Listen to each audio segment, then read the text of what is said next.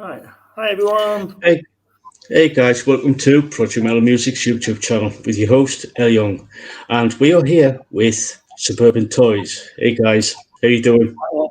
Hi. Hiya. So guys, could you introduce yourselves and what you do within the band? Yeah, I'll start, seeing as my face is the one in the middle of the screen. My name's Vinny.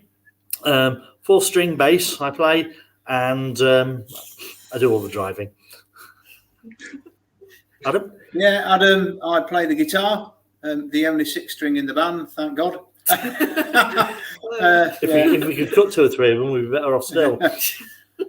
I'm Hope. I sing / chat rubbish. And? Drums. Sky. Tony. He hits things. He hits things. He bangs the skins. Oh, it's started already. Cool. So let's dive into some questions. As a kid, what were you listening to? Right. Well, again, I'll start. I think Adam will probably be not much behind me on this one. First wave of punk. Favorite bands: The Saints, loved them to death, still love them. Stranglers. I wasn't too much taken on the Pistols at the time, to be honest. I think Stranglers were probably up there more so for me. But I also had mainly a sort of a passion for local bands just putting out their own singles.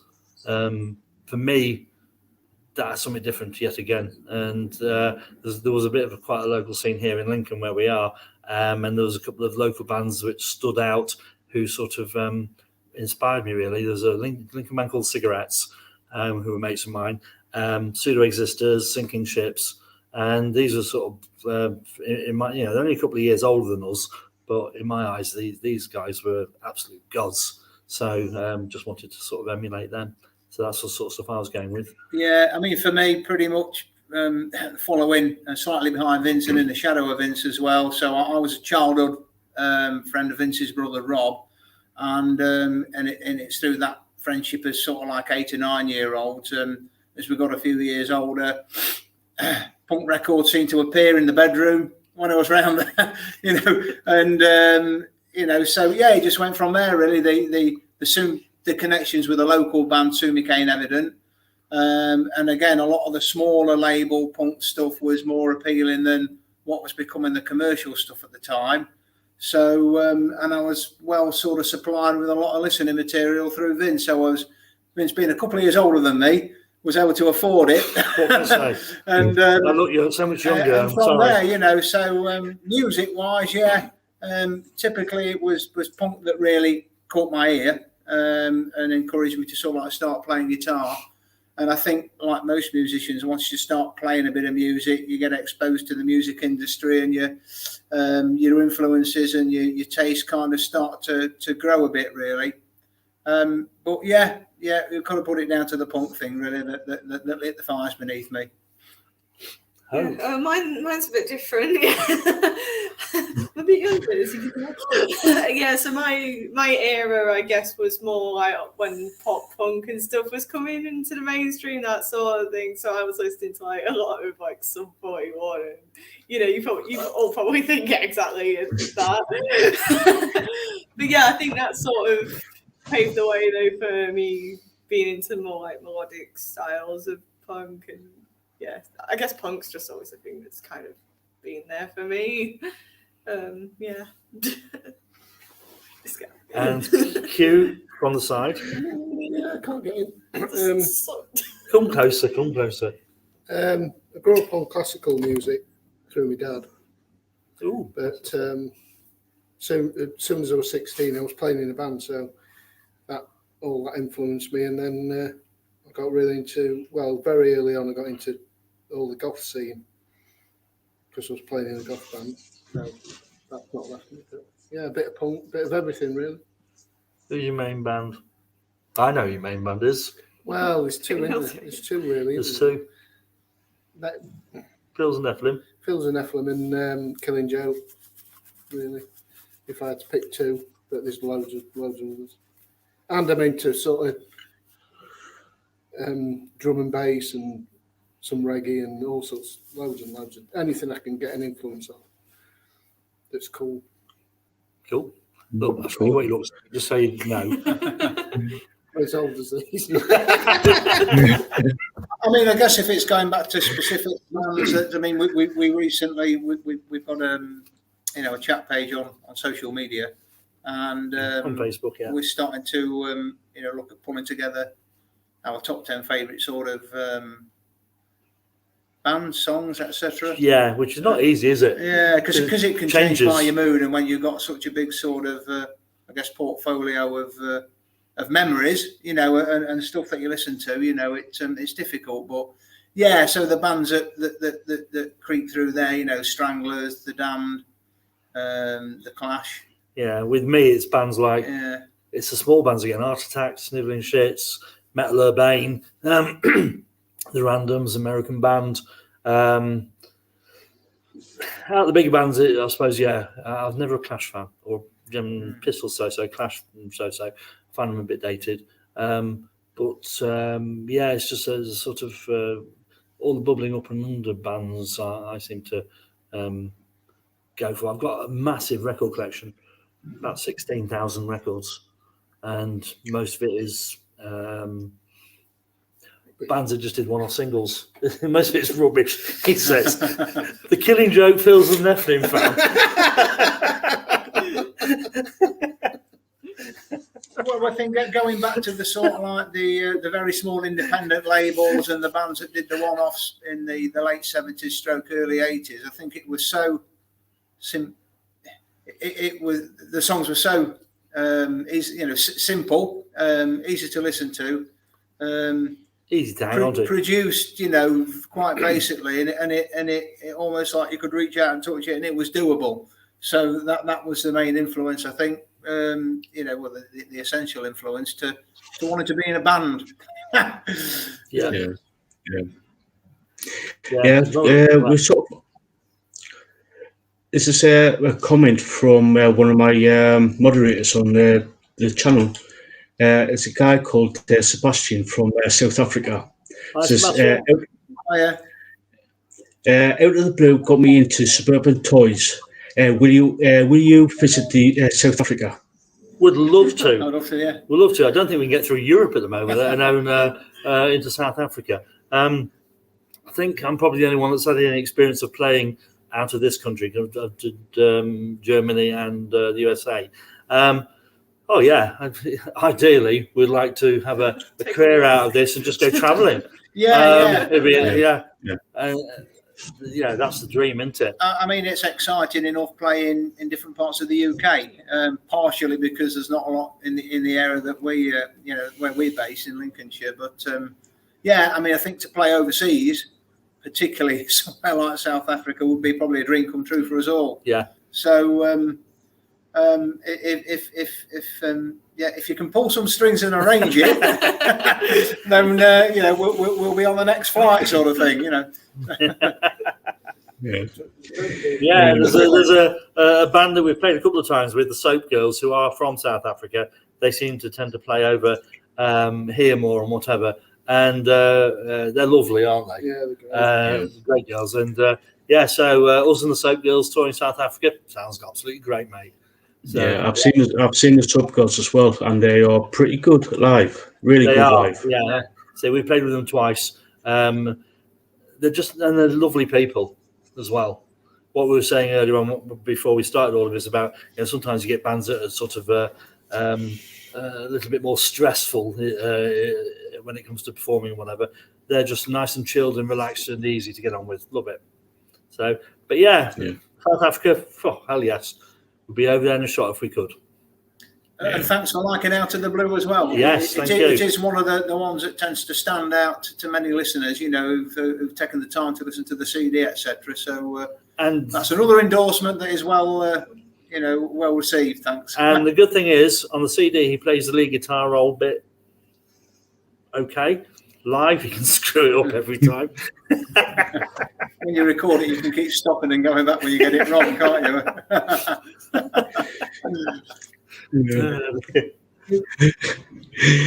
So the next question, who really got you into music? Yeah, as in who was it, a family member or a friend or an acquaintance or some stuff like that? With me, I think I touched on it earlier. It's local bands. I was in a band. There's 4 of us formed a band without the ability to play any instruments. This is going back to 1979, and we had a really pretentious name, the Existential Gardeners. And I was nominated to play drums. I'd never played drums in my life, didn't even have a drum kit. And one of my favourite local bands, the Cigarettes, they were selling their drum kit. So I went along to buy their drum kit off them. They invited me to stay for that rehearsal and to any other rehearsals they were doing, which just took it to a different level for me because these were my heroes, and I sat there watching them rehearse. And they gave me a few very rudimentary. I was on drums at the time. Rudimentary lessons on drums, and that's a direct who got me into doing it. The thought of, let's be in a band, no instruments, no ability, and then buying that off them and then taking the time out to sort of nurture me a little bit, I suppose. Yeah, I mean, again, sticking with the Cigarettes theme, as been mentioned earlier, Cigarettes were one of the biggest local Lincoln bands to drop out of the punk new wave scene back end of the 70s. They've done a few recordings, and so Rob Smith, the singer guitarist, who sadly isn't with us anymore, he was giving out guitar lessons at the time. I personally I've never had any lessons from anybody, can't you tell? But no, so he was giving guitar lessons to one of my schoolmates, a guy at school, who was very quick to sort of in the music lessons at school, when you're all handed an acoustic guitar, nobody can play it. He managed to knock out the lines of a few Cigarette numbers. So that kind of influenced me to sort of like play. There's a schoolmate here who's learning, he's playing the Cigarette stuff. This bit of guitar that don't mean anything to me, I'm going to really give it a go now. So on the back of that, I learned how to play a simple bar chord. I managed to knock out a very simple tune. Got an electric guitar from my mum's Littlewoods or something catalogue like that. And literally within months, it was the first iteration of the Suburban Toys started. So it's as quick as that. Yeah, there's about 6 months because Adam was in a band called, we were both in a band called Persecution Complex before the Suburban Toys. This was going back to 1981. And again, there was 6 of us in the lineup at one point. Yeah. We just getting new members in and not getting rid of anybody. Yeah, and there's only one of them. It was 2 bands really that came together to extend the story, to make Persecution Complex up. And only one person could play out of those, everybody in the band. Like called Panama, who's bit proficient on keyboards and saxophone and guitar a bit as well, I suppose, wasn't he? And then the Toys, when that split up, the Toys sort of came out of that. And it's our 40th anniversary this year. 40 years of not achieving anything. Pretty impressive. Bit of a gap in between. What about you? I'm not even sure it's any one particular thing that got me into music. Like, one thing I can remember and pinpoint is I auditioned for a school play for a laugh, and I got the main part. And I think it was just from there. It's like, oh, okay, I guess I'm kind of enjoying this. I'm kind of okay at it.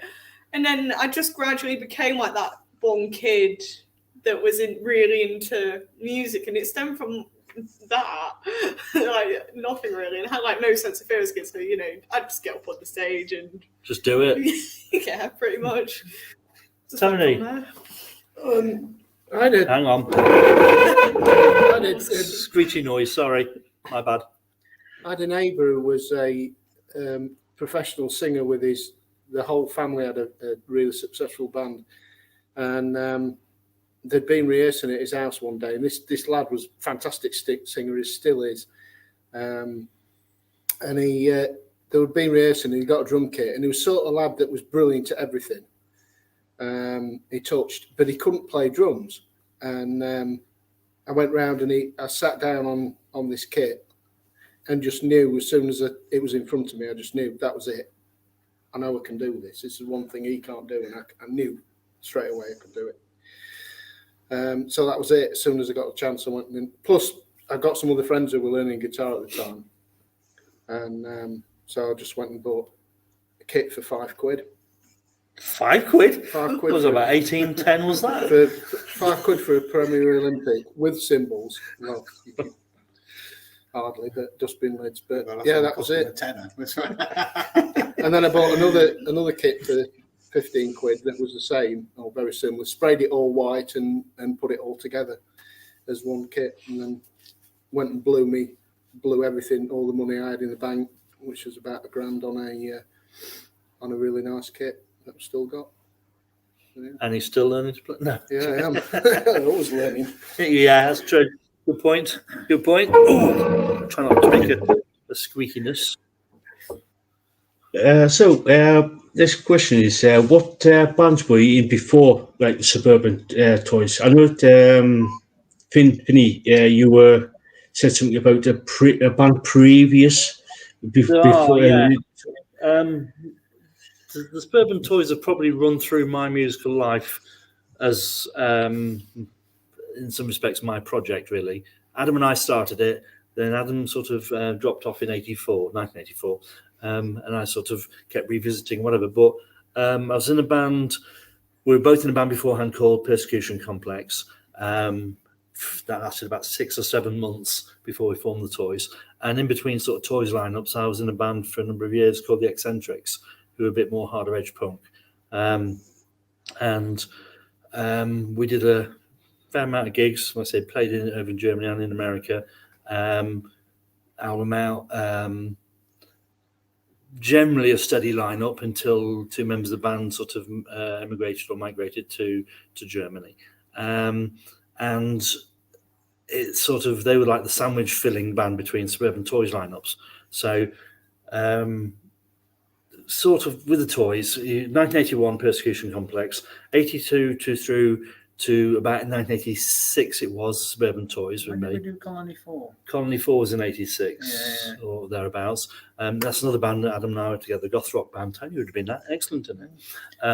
Called Colony 4. Yeah. We attempted to sort of like have a rebirth of the Suburban Toys and ended up doing something totally different, which was like a bit gothic, you know. Yeah.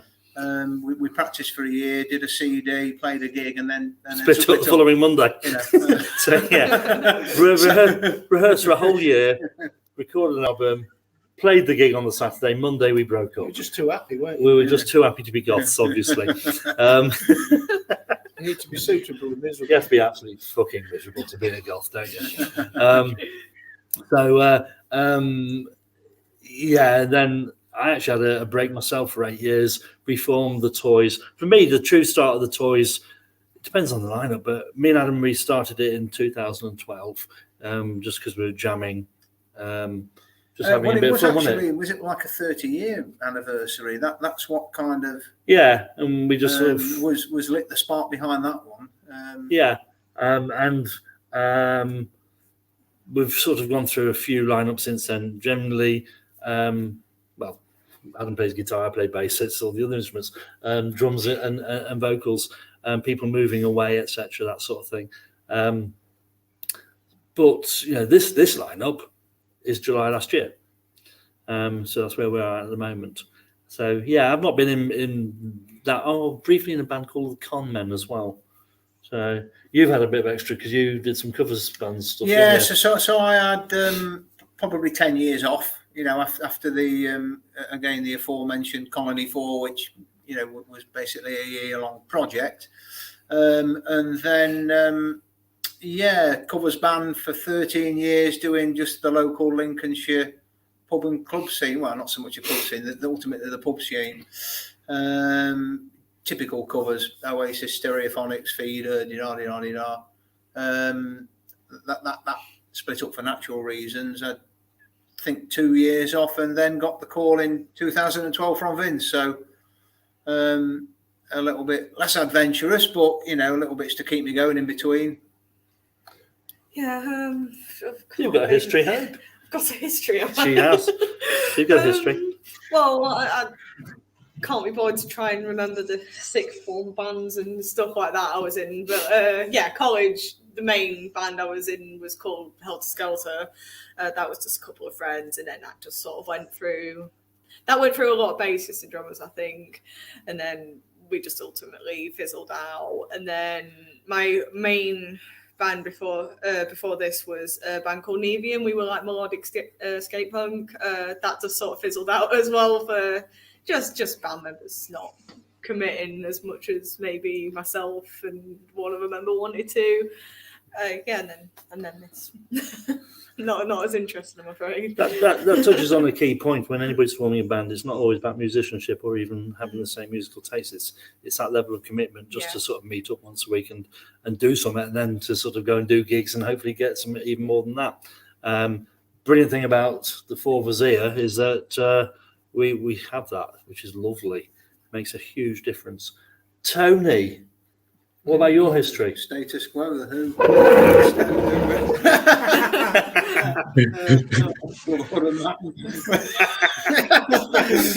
Yeah. Escal 7 Steps. Of course. Been a Spice Girl for a while. That's when I had long hair.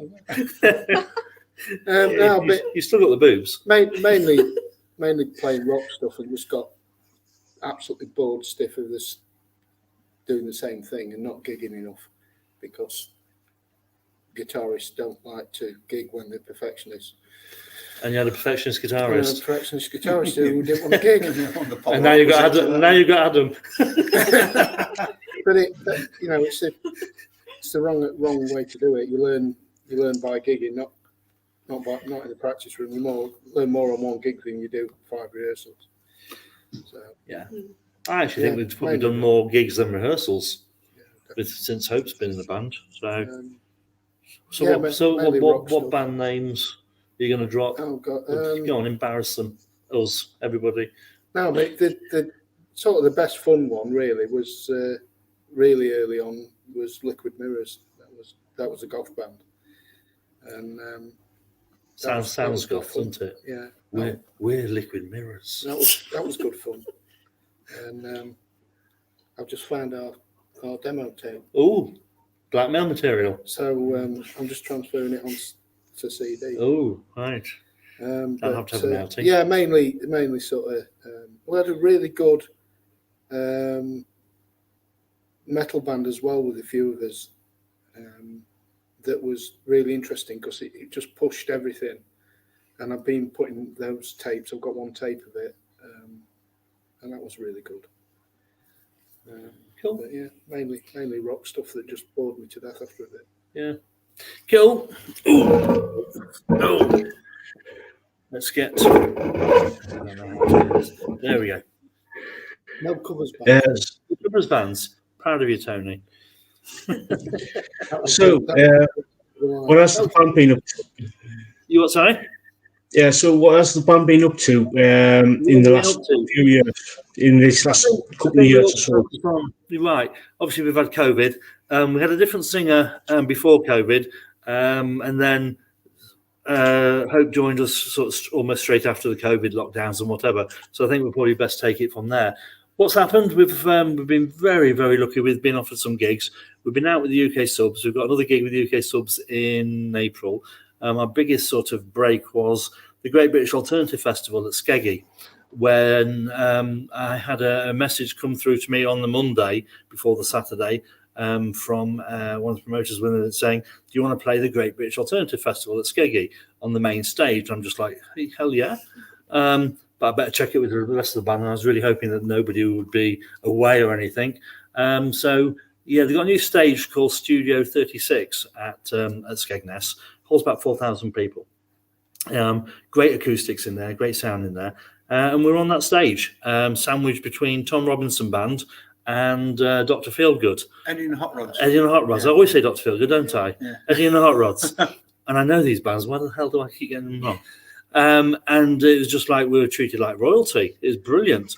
They asked us for what rider do you want? I said about 4 bottles of beer, some Coke, and that's it. Got there and that's in Coca-Cola, and got there and there was a whole table full of beer. Adam was happy, whole fridge full of beer. Adam was happier.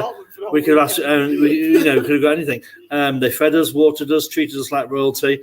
and we had a great crowd, and it was brilliant. And bands like us do not expect to get gigs like that. So it's a highlight of the Suburban Toys. Yeah, it really was. Let alone in the last sort of year. You know what I mean? So yeah. Yeah, it's brilliant. We've had some other highlights. Earlier 2015, we were lucky to support the Buzzcocks in Lincoln, and we were the only support band for it, which was really pretty cool. But that was the highlight. So yeah, we've done that. We're trying to get another album recorded.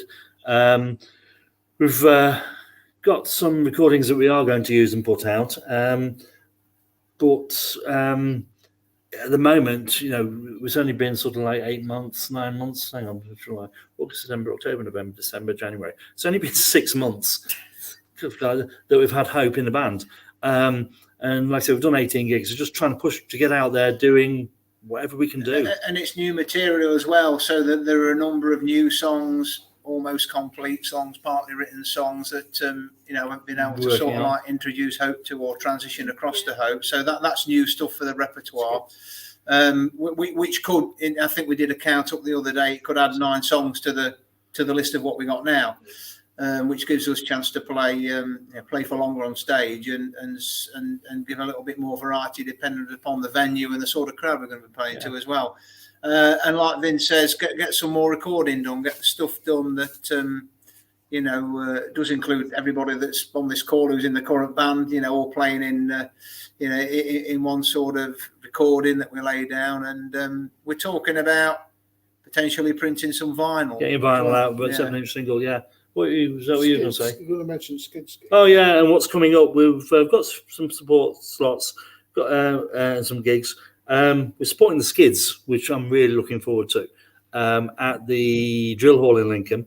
Again, we're the only sort of support slot, so that's quite pleasing. And that's at the beginning of May. Hopefully, we get a full house for that, and see where we go from there. We get the tickets that we can sell on. Is it from tomorrow or? Yeah, we've got. If anybody wants tickets, just a bit of a plug there. Message us. Message us. Tickets. If you want tickets, get in early at the discounted price. So yeah.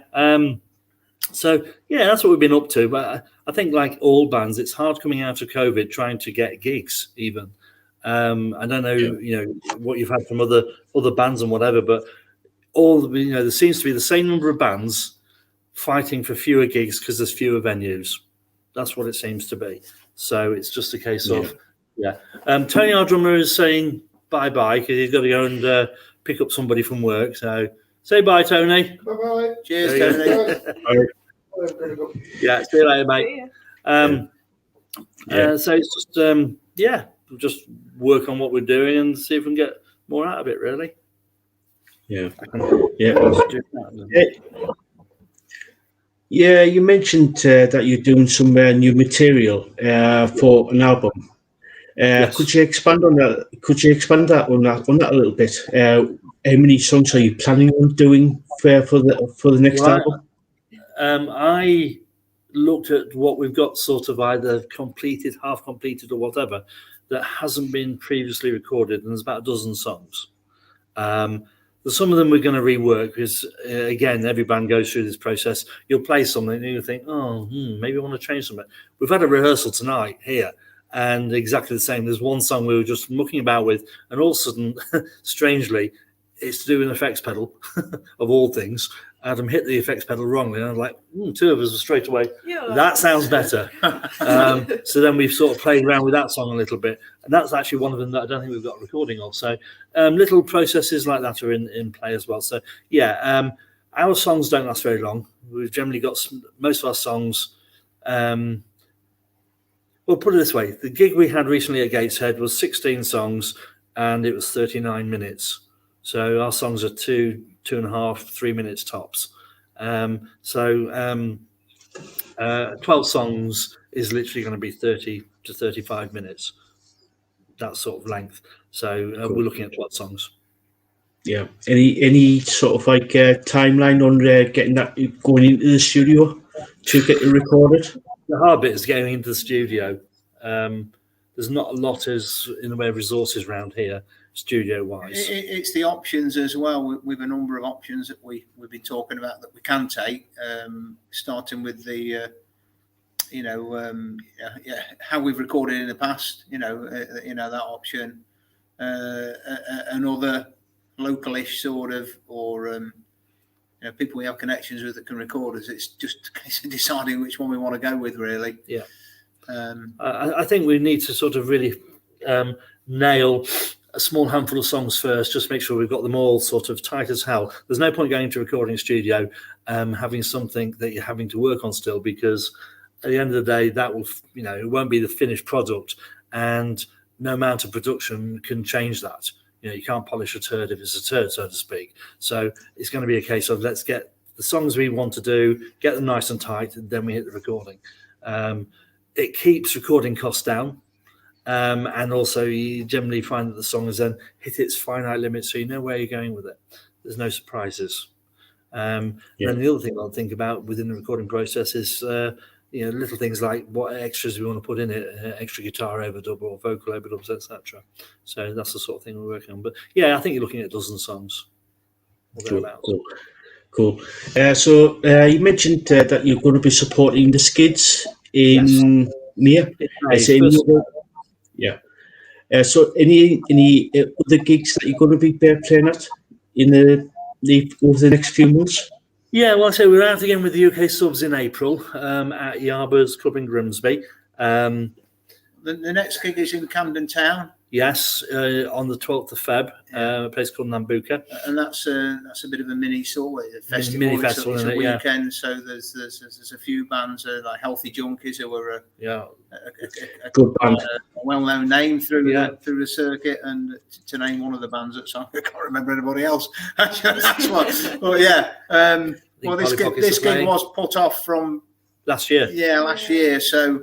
Assuming it's the same bill, I believe the Healthy Junkies are still on it. So we gigged with them before, at least once, haven't we? We have at Rotherham, I think, at the Hive was last time we played them. And we have, I don't know the pecking order of these, but we've got the Guildford. Oh yes, we're playing at the Uncovered Unsigned Festival. Holroyd Arms in Guildford. Yeah, Holroyd Arms, or what's it known as? Suburban Holroyd Arms. We are opening up on the Saturday, and on the same day there's Peter and Test Tube Babies, Ruts, Newtown Neurotics. So that's going to be a good bit of fun. It's nice to sort of get on some of these gigs. We're grateful. It's just Speaking about playing live, Sebastian said. Yep. Oh, yeah. Thank you. Yeah, he said I've been watching your live videos on YouTube. Thank you very much again, Thank you. Sebastian. We've really got to get to South Africa, haven't we?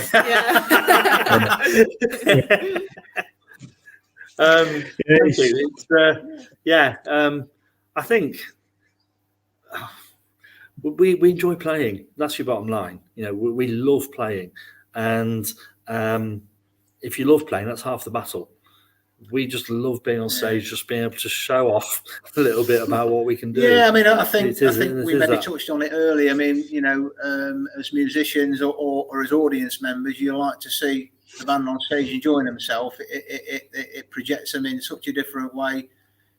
We enjoy ourselves on stage. I think we clearly come across that we're enjoying ourselves, and I think that is worth its weight in gold, really. Yeah, let's face it, two of us in our 50s, three of us in our 50s. Tony's gone, obviously, to pick up his partner from work. Three of us in our 50s. We're under no illusions. At the twilight of our lives, let alone our careers or whatever. So we do it for the fun of it. Yeah. And if it wasn't fun, we wouldn't be doing it. And for fear of sounding a bit humble, I mean, we play some big gigs. Equally, you'll play some very small gigs. Yeah. And for me personally, I'm grateful for every opportunity I get. And I think that probably the same for all of us, really. Yeah, definitely. I had a long time out of it. It's just great to be doing it. And again, one of the big drivers, other than the love of playing, writing music, and delivering it on stage or whatever, or to an audience, it's the networking as well. You know, you meet so many nice people, you know, and other bands, you know, and it's just great. You know, no 2 weeks are the same. You know, in the life of a band, even ourselves. So it's good. Yeah. It's just nice to get out there and just, you know, everybody has to have a vice, whether it's being, you know, going down the pub or having a fag or whatever. Ours is let's get out there and have a gig, really. You know, let's face it, Lincoln to Gateshead and back again, 375 miles. That's how far we travelled on Sunday. And people say, oh, you travel 375 miles for a 45-minute set. Hell yeah, of course you do. And, you know, the one thing I was saying about, you know, the Gateshead audience were brilliant. We've played some places where you'll get people just standing at the back and, you know, knocking their pints back or whatever. The Gateshead audience are a lot more interactive. Why? Probably because the Black Bull has a history of live music, or more of a history of live music. So to be asked to play there by Graham and Filthy Filthy, and then Maz and whatever was brilliant. And it doesn't seem, you know, it was a track, but it was a worthy track, worthwhile one. We wouldn't have met you. Yeah, I was going to say that I really enjoyed the gig at Gateshead and liked it so much. I bought the CD and approached you to do an interview. So it was. What can I say? It's worth it just for that. Now, from our point of view, it's worth it because it's just.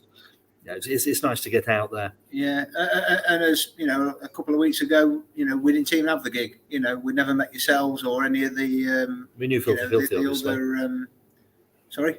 We knew Filthy Filthy, obviously. Yeah. So we but I mean, that's what I say. You know, in 2 weeks we met a load of people. We've got this opportunity with yourself, and sold some merchandise. And we're going to, you know, Maz is looking at getting us back there in the summer. Yeah, so it's just win-win, you know. So I mean, Vince was driving there and back, so but it just it is worth it. It is worth it, the effort. You know what I mean? Yeah, he thinks it's worth my effort. Yeah. It's good. So, what social media sites are you on so people can actually find you? Okay. We've got, if you key in Suburban Toys, we've got a Suburban Toys page. We've also got a Suburban Toys chat group, which is a private group. The Suburban Toys page has got coming on for about 2,000 people sort of following us, or whatever. The chat group's about nearly 500. That hasn't been sort of active as long. They're the main ones. The chat group's good because you can post any shit you want in there, and we'll try, you know, we'll answer, or I'll be posting all sorts of crap in there as well.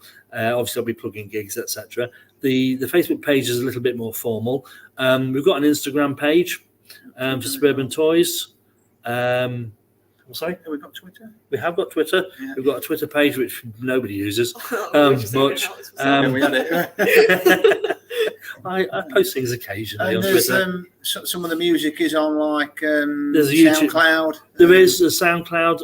Not much on there because I only put selective things on that. If you look for our LP, it's across all major platforms: Amazon, Spotify, iTunes, the whole lot, YouTube, and also there's. As Sebastian's obviously found, there's YouTube videos, which I don't really push. I'll be honest. I put if you look at the viewing figures for the YouTube gigs, videos, whatever, I put them all up there just so there's a record of them somewhere. But I generally tend to take 1 or 2 songs and put them onto Facebook, either the Facebook page or Facebook group. But all the gigs are up there for better or for worse that you can sort of look at. Just so there's a record of them. I obsessively, possibly, record everything or video everything. And I just leave my iPad running at the back of a room and then hopefully it don't get nicked. And I was in Gateshead and it didn't get nicked, so what can I say? Yeah. A result. Yeah.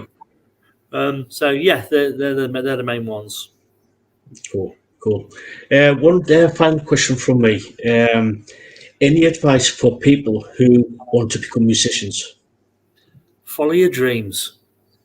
follow your dreams. Life's too frigging short to do something you don't want to be doing, and you need some sort of release from the everyday humdrum stuff that we have to do. Like Adam said earlier on, he at school there's somebody else playing cigarette songs. Get yourself a guitar, just go with it. Even if at first you don't think what you're doing is good enough, it don't matter. What we were kicking out 40 years ago was very, very basic. 2 of the songs, though, are still in our set today. Just go with it. Life's too short to be not doing something you don't want to do. I mean, I wanted to play in a band more than I wanted to play guitar, if that makes sense. And it's your ambition. So basically, if you want to do something, have a go and do it. Don't be embarrassed to join a band.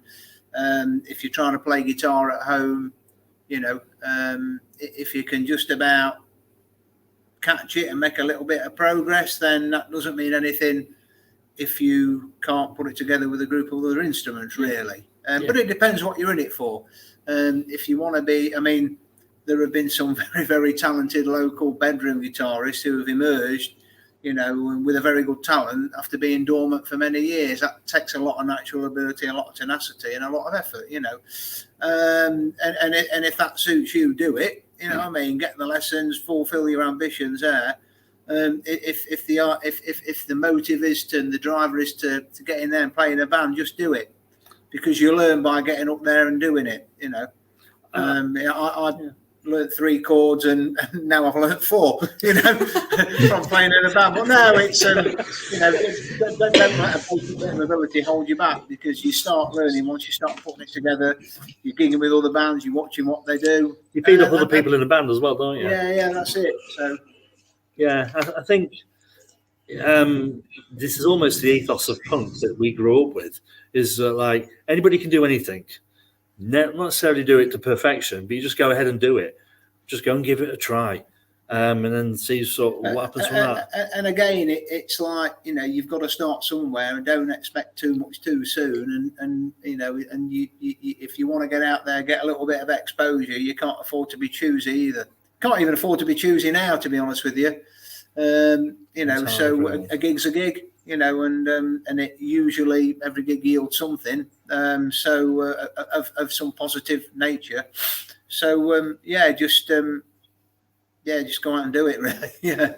What about you? What do you think? I don't really have much advice. I don't have much to say. Just hold that and just don't be in. Dickhead to people. Yeah, just I think again, that's that's a good point. It is. Being nice, being collaborative with other bands and all that good stuff goes a long way. So we're all in the same boat. Us, other bands, everybody. Never feel you're better than anybody else. Because you're not. We're not. So, yeah. And do it and enjoy it. That's the biggest thing. Yeah. Enjoy it. We treat it as a day out or a night out, don't we? Yeah. When we're sort of doing anything. So just again, follow your dreams, follow your passion. Just go for it. Just make even if you just end up only doing one gig. That one gig will stay in your mind all your life. Yeah, it's worth it for that. Yeah. Yeah, thank you so much. It's brilliant advice. Just follow your dreams, and So thank you so. I think that might be the end of it now. And thank you so much. Thank you so much for coming on and chatting. Very welcome. Very welcome. Yeah, thank you. It's been a pleasure. We've enjoyed it, and it's been an honour as well. So anytime. And we'll see you up at the Black Bull in summer sometime, hopefully. Well, yeah, most definitely. I'll be there. Wicked stuff. Brilliant. Nice one, everyone. Thank you very much. Cheers. Thank you so much. Bye. Thank you. Bye. I need to know.